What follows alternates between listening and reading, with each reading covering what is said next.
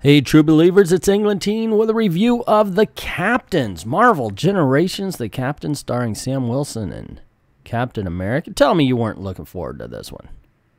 Yep, well, it's here. And you can tell it's another really good cover.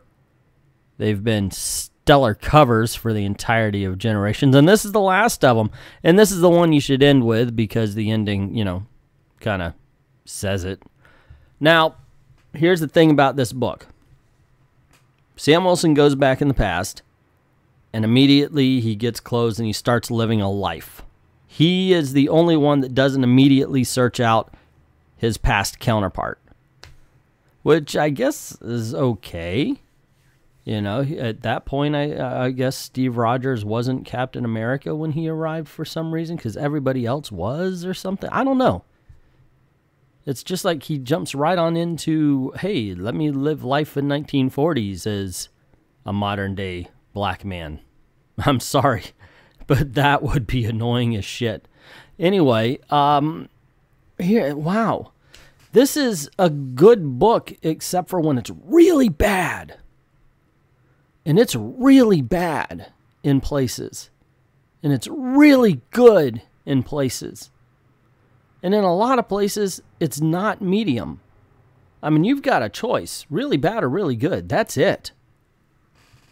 I did like the fact that we see Captain America inspire him to go into war again, but he's wearing his Falcon wings. Are you telling me that that would not be somewhere in the news? Somebody would not take a picture? Somebody would not talk about the flying man?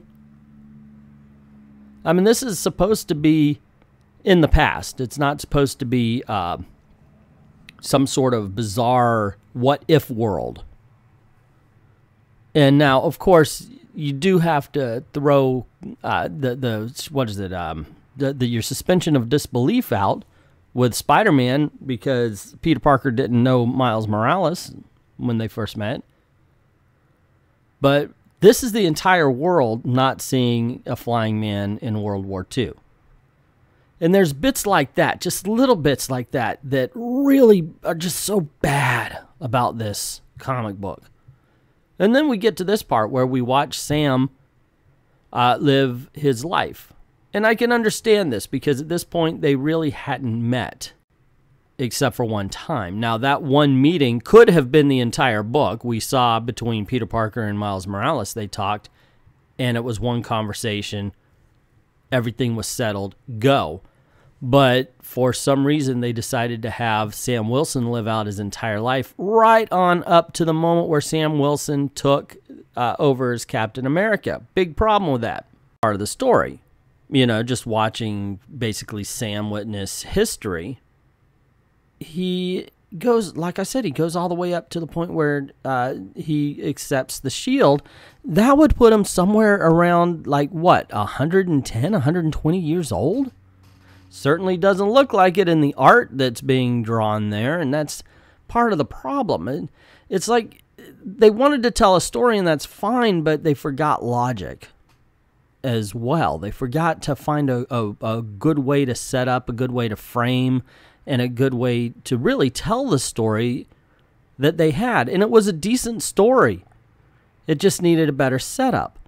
And because it didn't have the better setup, it kind of falls. There's no foundation for it all. And that's the biggest problem.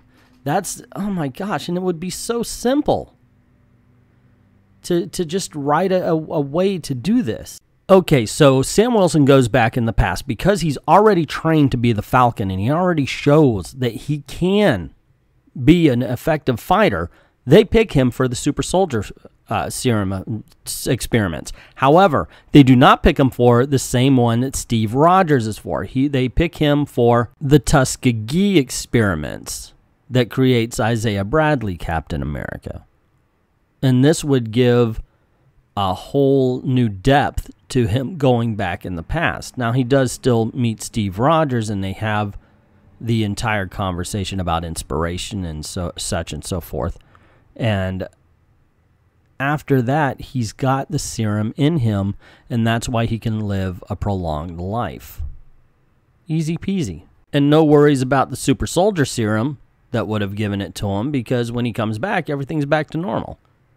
Now, the ending really just sucked with him. Like, well, the FBI tried to talk to me too. I told him to go shove it. You know, it was just posturing. And in the end, it's a little bit silly the way he throws the shield at Captain America's head, expecting him to turn. Like, what if he didn't turn around? You know, you just pegged Captain America in the back of the head with his own shield. So like I said, when it's good, it's really good. When it's bad, it's really bad. Near as clever as the writers want it to be, and it's nowhere near as bad as the worst detractors want it to be. If there was ever a book that was right in the middle of the road, it would be this one. It's really a bunch of good ideas and bad ideas searching for different writers. But that's just my opinion. What is yours? Are you going to read this? Have you read it already? What did you think? Did you like it? Did you hate it? Or are you like me where you thought it was good and bad all at the same time? Let me know in the comments below. Also, if you like this video, you want to see more, click like, share, subscribe to see more. And don't forget to hit that notification bell so you don't miss anything. Also, in the description below are our links to Patreon and VidMe. So if you don't mind helping us to keep making videos and keeping the lights on, we certainly appreciate that. We appreciate everybody who's already done that, everybody who's thinking about doing that, and to everyone, all of the true believers, thank you very, very much for watching. When Captain America throws his mighty shield, all those who chose to oppose